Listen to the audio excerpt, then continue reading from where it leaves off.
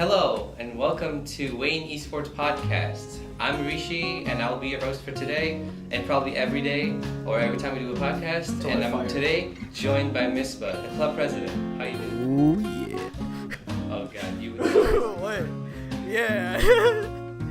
Hey, that's what the people are here for, right? They're here for the ASMR. They're not here for... Oh, my God. Not Oh, here. yeah. Yeah, get out of here. Uh-huh.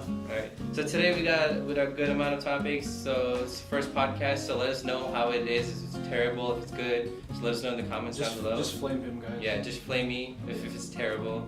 We'll fix it, or we'll just cancel the whole podcast if it's terrible. Okay, so topics for today. We gotta talk about Smash Tournament, right? Which was a huge success. We gotta talk about a little bit behind the scenes of what we're doing in the club, and then a cool thing to share, and then something about the Overwatch event. That's like, because we both play Overwatch a lot. And then we're gonna end off with a Q&A. Alright, so let's start off with the Smash Tournament. Alright. So, what are your thoughts on that? It was pretty good. We had a pretty big turnout. The dean was there. A bunch of important people were there. We had some guy covering a news article and stuff like that. The stream was pretty good in my opinion, right, guys? Yeah. You got the casters going. He's a professional caster now. I'm a professional now, guys. I don't know what I'm talking about the whole time, but trust me, I'm a professional. So he's not a president anymore. He's a professional caster. Yeah, exactly. I've decided to drop out of college too. I'm just gonna be In the new elections, he's actually just a caster. Yeah, nobody's voting anything else, right? Yeah, exactly. So I want to cover some stats that I got from our webmaster, Carson. So 29 players actually showed up. Right, 29 players showed up with the online and in-person registration, and our winner for this tournament was Ellipsis, right? As he was Not second. surprising. Yeah, not surprising. He's really good, he was good. second place last time, but he got first place this time, and he got a 5-0 map record. He won. He lost 0. Like, he's a god.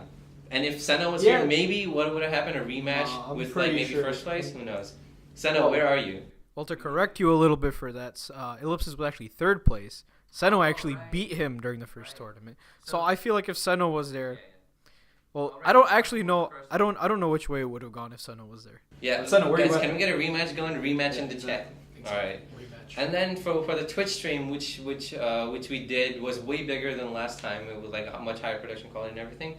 And so we got 78 unique viewers, which is crazy. And then we got 20 max viewers at one time, and then 11 average, and we got 1 new follower, which we don't know who, but new follower. We know we got a new follower. Yeah. Thank you for following us, by the way. Follow us at twitch.tv/Wayne_esports, by the way. So speaking of tournaments and Smash tournaments, so I want to talk about the future plans, what we have, because we know we have some coming up.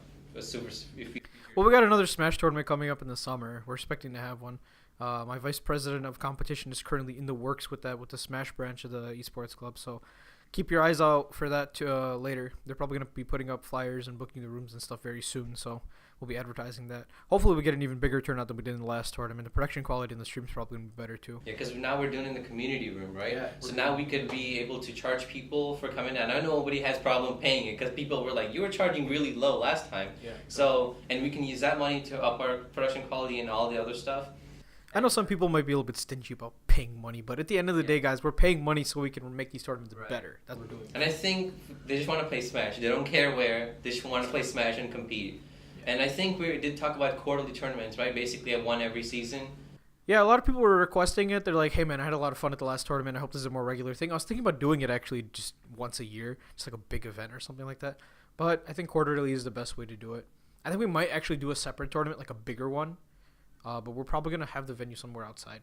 That's not on campus, like a full blown venue. Huge tournament, yeah. Oh, that'd be super cool, Yeah. and super amount of work to do. Yeah, so that's gonna be a little bit. We're kind of got our hands tied right now with some other projects that we got going on, but keep an eye out for that in the future. If you got any suggestions or you got any recommendations for us on what to do, please let us know. We're always open to more ideas. But yeah, also speaking of the Smash tournament, I know Rishi who is your host for this podcast, is actually in the works of making a highlight reel for it. How's that going, Rishi? You almost done with that? No, I would say probably halfway through, because what I'm doing is that I'm gonna keep show the beginning of the tournament really fast, all the players, just give them a spotlight of 2 seconds or something with the music in. But when we get to the last end of the top 8s or finals or semifinals, make it longer so that you get more excited, hyped, and then the final match was really hyped. Those final 8 matches, close. they were crazy, man. Especially the final match between Omar and Ellipsis, that was crazy. Dude, I'm pretty sure they went to map 5. Yeah, I know for sure they went to map 5. Yeah, but that was insane. But yeah, keep an eye out for that on our YouTube channel, guys. Yeah. Also, Wayne Esports. Yeah, follow us. Keep following. We do not daily, whenever we get a chance, we do the bunker stuff. Well, we try and do it 3 or 4 times a week, so we're getting pretty consistent with it. Yeah. And speaking of stuff we do in the background, I want to talk a little bit about behind the scenes. As you know, we're not me specifically, but the board and the club, leaders, owners, basically of the server. Right. We've been doing a lot of behind the scenes work. And we got I don't know how much we can talk about that, but we do have big plans coming up with talking with Wayne administration and all that stuff. So it's really exciting to see what the future would be.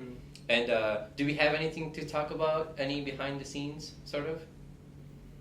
Well, because of certain people have forbidden me from talking about this topic, I'm not allowed to go into too much detail about it, but I just wanted to take a moment and thank everyone who filled out the survey that Doso actually sent out. Thanks a lot for that. They actually had triple their usual response rate, which is crazy. Wow. So they usually have about 100, 125 people respond. This time they had over 300 people respond. So it was pretty crazy. Yeah. So a big thanks to everyone for sharing that with their friends and getting everyone to sign up on that. It really shows that, gamers have a voice on campus. Gamers rise up. Can we get the gamers rise up in the chat? Yes. Rise up. No, we're not even streaming live, so I don't know why I said chat. We are the most oppressed group of all. True. We're the true minority. That was sarcasm, by the way, everyone. Exactly. All right, that's interesting because we do have super cool stuff planned. Obviously, it's all still in. You guys will all hear about it very soon. Yeah. And then, we want to keep it. I want to keep it sort of the podcast is where you get all the juice from. Yeah, obviously I'll be making announcements on here and everything, but I don't want to say something before. Because before it's definitive, and then we don't want to. Once I know something's gonna happen for sure, this will be the first place I probably advertise it on. Besides the server, of course. That'd be pretty awesome. Yeah. And then let's move on to one cool thing to talk about, and I want to talk about the PlayStation 5. Oh, console. Yes, because a few days ago, Wired released an article, exclusive article with Mark Cerny, which he's I think the lead developer, or he really works with the hardware. Right. So he was also the guy who made PS4 Pro and stuff. So in PlayStation 5, they have they're hoping to be a breakthrough next generation and not be a spec bump. Which most people were pretty pissed about because PS4 Pro is a mid-gen refresh, basically double the GPU power, yada yada yada. But PS5 they wanted to make it they're using the new Ryzen Zen 2 architecture with the 7nm, so crazy hardware specs. This would be an hour discussion. We should talk about that. But I'm super excited for PlayStation 5 and basically the new consoles because hopefully they get closer to PC and hopefully with new innovations in consoles the developers take advantage of that. And hopefully, consoles won't limit PC support anymore. Because PC, what they do is they downgrade the games because PC can handle it, but consoles are too weak. So they're we got to cut down on the graphics because there's too much. That the classic E3 Ubisoft downgrades, where the E3 looks amazing. For example, Division 1, right? The whole map, when he pulls out his watch and whoa, what is this? And then in the game it's just nothing compared to that. So hopefully this generation they stop doing that. It reminds me of the commercial for Watch Dogs. Oh, yeah. I'm going to knock out the whole city. Lol, you can knock down a whole block. There you go. You got one block. That's it. I'm sorry. Your computer can't handle the entire city. Something with PS5 related. I know you got something coming up. Oh, yeah. Speaking of PS5, Persona 5 The Royal is coming out very soon, actually, for all my Persona fans out there. I'm a big fan of the series myself. I 100% of the game. That took a long ass time. It was 150 hours. It was 150 hours, but I do not regret any moment of it at all. But Persona 5 The Royal is going to be similar to a remaster with some extra content in it. How Persona 4 had Persona 4 Golden come out, Persona 5 Royal is going to be similar to that. But they haven't released an official trailer for it yet. All they released was a small teaser for it where they they had a new character in there. It was like a female character, so I don't know what that could be hinting at. Maybe like a female main character. That'd be interesting because we haven't had a female main lead in a while. Was it like a male series or something? Well, it's been. I'm pretty sure. There's like multiple characters you can play in the game. You can. Yeah, you have one main character, and then you have multiple different characters that are in your party, so you can be swapping people out. But can you play as like one of the party characters? No, you can't. You have to play as the main characters. The main character is the one that commands everyone else. But yeah, this will be interesting if they do a female main character because they haven't done one of those in a while. But yeah, I'm just excited for it overall, man. An update for Persona 5 is. I don't think it's needed. I think the game has plenty of content already, but just the fact that they're giving us one, it's incredible. To be honest, I've been kind of ashamed to be a Persona. Well, actually, no. Joker just came out, so I'm not ashamed to be a Persona fan. But Persona 5, the animation kind of left me. Because they made an anime for it, right? It was so garbage. I just didn't want to finish it. I watched 2 episodes, and I'm like, I can't watch this anymore. It's going to destroy my opinion of the Persona series. So, for those of you guys considering picking up Persona, do it. You will not regret it at all, especially since right now it's at like half the price that it used to be at. It'll be the best 150 hours of your life. Because people keep telling me to play it, so Well, there's a reason it won RPG of the year. Yeah. It was that good. It's that good. Yeah, that's what I heard. Yeah. But speaking of trash, let's talk about the new Overwatch. Hey, Persona 8 trash. No, you said the video animation, right? Oh, yeah, that I'm was talking kinda about trash. that. But the Overwatch new event is kind of it's not trash, but it's pretty mediocre.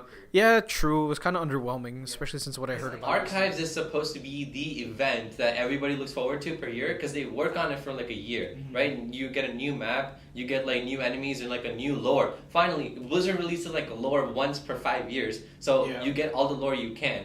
And Archives is like the passive Overwatch, which is kind of getting boring because you already know Overwatch falls, right? Like it falls, it doesn't exist anymore. But like, what about the future? What about the present timeline? Exactly. We get like one animation per year, and that's fine if you want to do Archives as like a backstory of Overwatch. But the event was the same enemies as last year, right? And the same like structure where you're like, you're killing, go here, do this, go here, do that, right? And then you push a payload to the end, and then horde mode, right? It's fun to play, but this event feels really short because you're like, you get to the sea fort, which is the end, right? And then you blow up the truck, you're like, oh, let's see what's inside. But then it goes to slow motion and it says mission complete. Exactly. And I was like, what? That's it?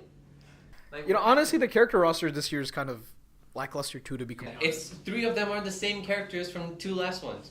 Yeah, true. It is kind of interesting though to like go back. I know you're not the biggest fan of it, but I went back and I played some of the older like Uprising events, and those were kind of interesting because some of the characters actually ended up getting reworked, right? Yeah. So you played them differently than you would before. For example, I was playing Torbjorn yesterday. Shout out to all my Torbjorn mains out there. I'm with you guys. But I was playing Torbjorn yesterday, and he was playing completely differently than the last time I played Uprising. So granted, the last time I played Uprising was on console, so very different, but still, it was like Playing. Yeah, because the whole like turret concept and molten core is different because it's all ultimate. so it made him a lot more powerful actually. Yeah, but then the whole thing is that they don't rework the game mode based on the rework of characters. Right. So it's still like it's too easy, or it's like drastically different than before. Like for example, McCree's like whole fan the hammer, right? It was garbage when before in Retribution, Exactly. but now you can like right click half the enemies and you're just dead. Exactly. And the heavy assault is just like completely stupid. Because for Stone Rising, they said they reworked the heavy assault to make him like better, so not just be like kill you instantly and like. Oh no, he still kills you instantly. Yeah, he does. But in Retribution, they didn't backport the changes. Yeah. So I don't know if you can't just copy paste it or whatever. But the whole like event seems lazy. I feel like if you're doing a new event like that and you're like getting people hyped out about, hey, there's a new timeline, there's a new part of the story, there's a new event and everything, you should put some new enemies in there, shouldn't you? Because think about it. The last 2 events that we've had, like the Uprising and the Retribution one, those 2 had 2 different like enemies in there, right? You had Omnix, and then you had like the Talon Forces, right? Exactly. And then this one, they just recycled the Talon Forces again. Yeah. I can't tell if Blizzard's just being lazy, if they thought that this was going to work out and it was going to be a good fit for them. But I feel like they should have put a little bit more work into the enemies because that is a big part of the gameplay, is killing things, right? And if the things that you're killing aren't interesting, it's not fun to kill them, why are you doing it? Yeah, it gets pretty repetitive. Exactly. You're like, I played this guy already. This turns into like an MMO or something where you're just sitting there and you're just grinding away. Like you have this you have like this 7,000 HP target sitting in front of you. You're just sitting there holding left click and the whole time. You think that's fun? That's not fun. No, I don't find that fun. But one thing I would say is that Havana, the last C4 map- event, the fucking map is beautiful. The map is beautiful. And the whole storm physics thing, the storm Now- rain effect. Now my question to you is what parts of the map do you think they're gonna reuse on the actual map? Because what I think is one of my friends pointed this out to me. You know Dom, right? Dom's currently our treasurer. He pointed out that he thinks it's probably gonna be a hybrid map. Where you capture a point. No, it's confirmed it's an escort map. It's an escort map? Yeah, So it's it's just just a payload. Alright. So I think that's pretty interesting. The fact that it's gonna be a Honestly, I thought it would be in hybrid because the way the structure yeah, is. the way that the map is structured is you're going to a point, you're capping the point basically. Right. You get the payload and then you get it moving. Yeah. But I guess they just didn't do Yeah, I that. guess What they're part- just gonna start the. Do you think they're the going to be truck using from the beginning. entire map? I then? think Or so. do you think they're going to use like Because- half of it? Because Rialto, I was Rialto's gonna basically put it on flipped Rialto. over from the Retribution event, and then areas are closed off, and they added more structures. Exactly. This in the dock area, they added the walls for the defense guys sort of thing. So I think Havana they did show a trailer which is 30 seconds long, and based on it, it's in day, so there's no storm effects going on in the Seaford area, but they're going through the entire map. So they're gonna start with where the city is, and then go through the distillery, and then go through the Seaford and end it there. I think that's the attacker's way. And I think the defender spawn starts in the Seaford.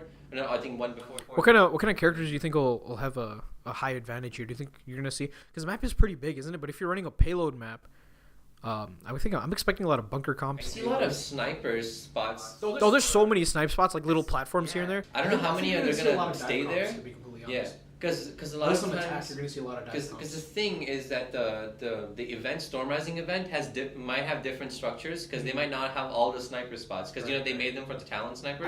I think they're probably Yeah. going to keep. Because otherwise it's just a huge sniper map. Yeah, Which would be, it's like, big unfun. open area, a lot of high ground advantage over there. You're gonna want to run some kind of dive comp over there, or you're gonna have, or if you have low mobility, I would suggest You could run the double main tank thing they do in Overwatch League where you run Orisa on the payload and keep Winston to dive targets or whatever. I think that. But I think the map has good potential. I haven't played it on PTR. Do you think this reinforces goats though? the map. No, I don't think so either.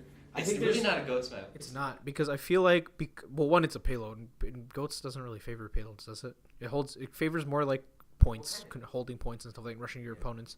But since the payload moves so slow, So I want to end off the podcast with our Q&A section that we're probably going to do every podcast episode, So let's start off with the first one, which is a very interesting question. Is from Jaws. I forgot his real name. But Jaws with two Z's says, what is the podcast's opinion of people who use the schoolgirl inkling skin? Do you know what that looks like? it's cute as fuck. I don't judge. Okay, you heard it here, folks. The most exclusive opinion here. Well, I like anime too, so. And I have no opinion because I haven't even seen it. So, but then a follow-up question is, how do y'all feel about the blanket projectile shield damage nerf? I have no opinion on it. I didn't realize that was a thing. Yeah, you can tell we're really good at Smash. Yeah, I play Smash, but I'm not good at it. I'm terrible at it. But yeah, it's not really a noticeable thing in my opinion. I'm sure pros would be able to notice it, but for a casual player like me, it's not really a significant change. Yeah, I play once a year or something. I don't know shit. All right, next question from Fire Dragon or Maris. Where do you see Wayne Esports going after the creators of the club graduate? So this question is more towards you. So I see the club just, growing and just. I see the club as a major player on the campus eventually. I like to achieve that point before I do end up leaving. I see it's continuously growing. I see it running just as well as it was when I was here. Because eventually I do plan on, passing the torch on to someone else. yeah, unless you're staying here your entire I'm life. gonna stay here my entire life, Like, guys. Never gonna. It's all his beard hair's gonna grow super, white. Super senior. Right. They just go here permanent. You just live in the bunker now. Just live in the bunker pretty Yeah. much. Just sleep. Yeah, you just run the club. But yeah, on a serious note, I do think that eventually this club will be more autonomous. Things will just work on their own. Everyone will have a good idea of what they need to do to keep the club up and running again. I'm sure we'll have good management to leave hands in. I'll make sure of that, hopefully, before I leave. Because, we started it, so we gotta, do all the setup and everything, so that's why it takes a while. We're leaving the foundations for the future of the club to build Yeah. on top of, basically. like we're building a building and we just lay down we're laying down the foundation with the concrete and shit. Now we gotta let it solidify it, and then you can start like getting the steel and everything and start building it up and get it to the more floors. Like you keep adding the floors. Yeah. So we're like not even on the first floor yet. We're on the foundation. So we gotta get the good foundation first, then. Yeah, foundation. Yeah. We gotta get the Burj Khalifa sort of metaphor. Oh yeah, absolutely. Yeah, exactly. All right. Okay, so Jude, or I think his name's Jacob, but I'm gonna just call him Jude instead. Sorry, Jude. Yeah, sorry if I got your name wrong. You should just stop saying your name. Yeah, honestly, just use the Discord names. Everyone's gonna be able to tell who they are. Yeah, use the gamer tags. So he says, what would you consider the biggest successes and the biggest failures of the club? My biggest success is coming up very soon. Very, very soon. I can't say anything else to that. Biggest failure?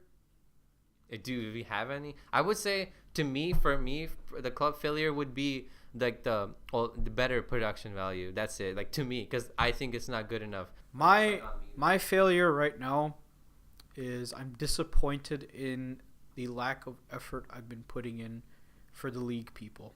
And I'm very sorry that this has been happening. A lot of things have been happening in the background. I know that's not an excuse because I feel like I'm leaving you guys behind. But trust me, we are getting things up and running. Very, very soon, we will create a platform for you guys to be competing on. If you guys are interested in competing in the league team, please let us know. Go talk to me. My Discord tag is at Starlight1738, or you can talk to my vice president of competition, Hayata. I'm the one I'm putting him in charge of keeping the league team like up and running and stuff like that.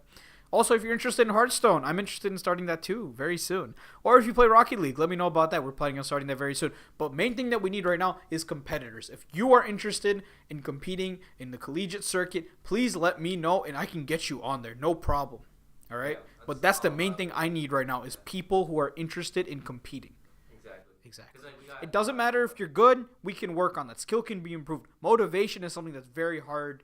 If you don't have it in the beginning, you can improve, right? If you don't even want to improve, you can improve. Right. The whole reason that I'm still on the Overwatch team, at least that's what I feel like, is because I have a drive to continuously be improving in the game.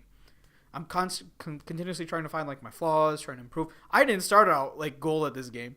I started out like high silver, and then I fucking like tanked all the way down to bronze, and I worked my way back up to gold. Yeah. So my advice is don't be shy if you're bad at the game or if you're not that good. If you have a drive to get better, we can help you get there. Don't worry about that. And like it's just interest of playing the game. Like I wasn't plat. I'm plat right now in Overwatch, but it doesn't mean I wasn't plat before. Exactly. I was literally placed in bronze in season 4, but I was like, I want to get better at this game. So I started learning how to play better at this game, like looking guides and watching people, whatever. So it's just about the drive. Exactly. It's all about the drive. You want to get better. If the answer to that is yes, talk to me. Yeah, basically. And then, so Livonia Lizards win LTU, a long ass name. He says we should get WSU as an official chapter for TESPA. Funny thing you say that. Because we've been trying to do that since the club was officially started, my guy. The waitlist for TESPA, I don't know what's going on at TESPA HQ. They said that they were gonna start sending out applications early winter. We're in the spring now, and funny story actually, they just started releasing their applications today. And they're going to be doing it from April until June, actually. So we're hoping that we get an application in email sometime soon.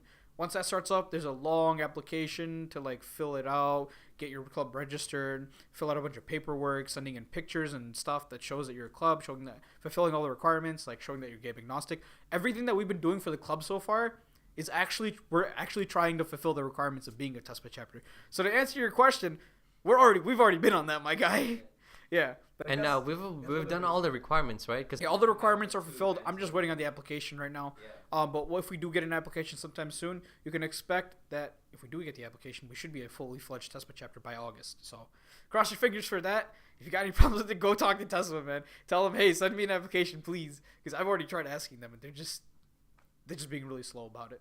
Yeah, and now it's finally end off like the last question, which is the most important question. Why do white people, mostly Americans, not season their meat? Right? Tell me. This is 100% true. Why don't they? I don't think we have a definite answer for this, do we? It's just like, why? Long time ago, when we were all cavemen, right? We hunted down the animals, right? We killed them. We hunted them down. We were training for many years in the bushes and the jungles and stuff like that. And then we emerged victorious. We killed them. And then after we had all this meat, we're like, what do we do with it? So we just cooked it, right? But we didn't know what salt was back then. And then Overwatch came, and then we got salty, right? We got all the salt and stuff, right? Yeah. So basically, ladies and gentlemen, what we're trying to say is that Overwatch invented salt. You're welcome. Exactly. So now we can finally season our food. Exactly. So very soon, yes, we will have seasoned meat very soon. And I think, based on that, that wraps up the Q&A. And I want to say that this, where did it go? Where did it go? It went in downhill. Am I right? Just kidding. We're still going Downhill, just like my SR. I'm sorry. So this was our pilot, right? First episode. I would call it episode 1 or whatever. So let us know. Episode 0 doesn't even 1 because it might be so bad. It's just 0. It doesn't even exist yet. Yeah. So it'll get better as we keep going, if we keep going, right? If people like it. So any comments, negative, positive, whatever, let us know in the comments down below. Or if you're on the Discord server, tag either one of us and just like either Flame, Avatar Rishi, Starlight, hit me up. yeah, anything you want, just let us know on the server. If you got any suggestions, got any questions for either of us, feel free to drop them in the AMA. Yeah. Serious questions only. We won't take dumb questions. We're talking about. All these questions were serious. What are you talking about? Yeah. Oh yeah. Right. Because seasoning meat one was really important. Because that's like crucial to mankind. Yeah. So that's it for us today, and we'll see you guys next time. Bye-bye.